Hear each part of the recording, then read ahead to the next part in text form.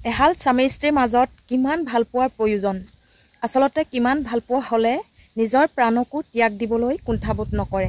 নমস্কাৰ বন্ধু বান্ধৱীসকল, মই মৰমী মোৰ ইউটিউব চেনেলটোলৈ আপোনালোক সকলোলৈকে স্বাগতম জনালোঁ। আশা কৰোঁ আপোনালোকৰ সকলোৰে ভাল।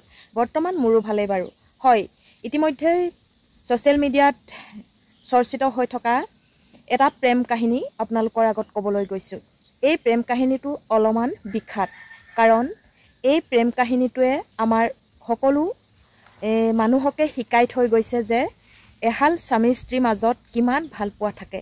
হয়তো কোনোবাই সমাজৰ আগত দেখুৱাব পাৰে আৰু কোনোবাই সেই ভালপোৱা মৰম নিজৰ বুকুত বান্ধি ৰাখি থয়। আৰু তাৰেই উদাহৰণস্বৰূপে সৃজনী আৰু বিবেকৰ কাহিনীয়ে আমাৰ অসমবাসীক আচলতে এটা শিক্ষা দি গ'ল বুলি ক'ব লাগিব।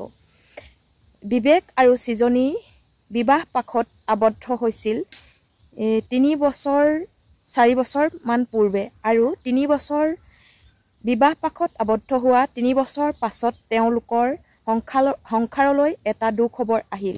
আৰু সেই দুখবৰটো হ'ল বিবেকৰ কেঞ্চাৰ ৰোগত আক্ৰান্ত বুলি ধৰা পৰিল। আৰু সেই ধৰা পৰাৰ পাছত সৃজনীয়ে তেওঁক ইমানেই শুশ্ৰূষা কৰিলে যে পতিৰ পত্নীৰ মাজত মৰম চেনেহ ভালপোৱা আৰু বিবেকৰ প্ৰতি ভালপোৱা থকা সকলোবোৰ সমাজৰ আগত উদঙাই থৈ গ'ল। আৰু প্ৰকৃততে তেওঁলৈ আমি অশেষ ধন্যবাদ জনাব লাগিব।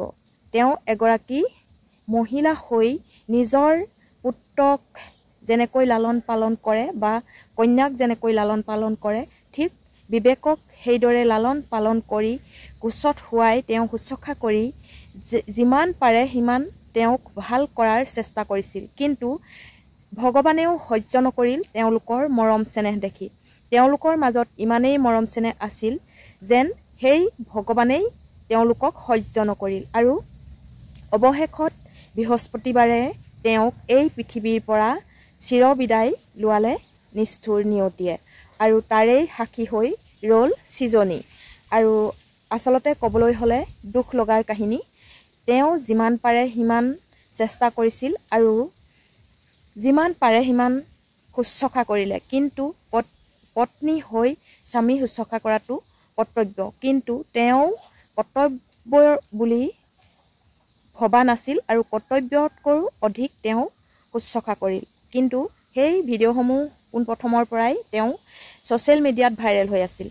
মই যিহেতু ভিডিঅ' প্ৰস্তুত কৰোঁৱেই, এই দুখ লগাৰ কাহিনীটো বা এই অমৰ প্ৰেম কাহিনীটো যদি মোৰ চেনেলৰ যোগেদি আপোনালোকক নজনাওঁ, নিশ্চয় মোৰো পাপে চুব বুলি মই ভাবিলোঁ। সেয়েহে মই আপোনালোকৰ আগত এই সৃজনী আৰু বিবেকৰ প্ৰেম কাহিনী অমৰ হৈ থাকক বুলি তেওঁলোকৰ কাহিনীটো থুলমূলীয়াকৈ আপোনালোকৰ আগত আগবঢ়ালোঁ।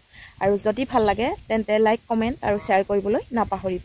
সঁচাকৈ এনেকুৱা স্মৰণীয় ঘটনাবোৰে আমাক হৃদয় স্পৰ্শ কৰি যায়। আৰু তেওঁলোকক দেখি যে যিসমূহে স্বামী শুশ্ৰূষা নকৰে বা বেমাৰত পৰিলেই যে আলপৈচান নধৰে, তেওঁলোকৰ মনবোৰ এতিয়া নিশ্চয় চফা হ'ব। সেয়েহে কওঁ, ভালপোৱাৰ সঁচাকৈ এটা স্বৰ্গীয় অনুভূতি। আৰু ভালপোৱাৰ লগত কোনো বেমাৰ, কোনো আজাৰ তেনেকুৱাবিলাক নাই।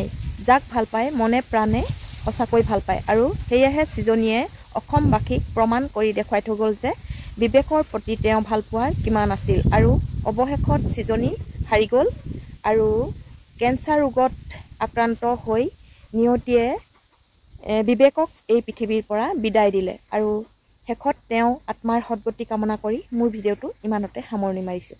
আৰু মোৰ কথাকেইটা যদি ভাল লাগিলে লাইক, কমেণ্ট আৰু শ্বেয়াৰ কৰিবলৈ নাপাহৰিব। আৰু যিসকলে মোৰ চেনেলটো নতুনকৈ চাইছে তেওঁলোকে ছাবস্ক্ৰাইব কৰি কাষতে থকা বেল আইকনটো ক্লিক কৰি অল কৰি দিবলৈ নাপাহৰিব। ধন্যবাদ।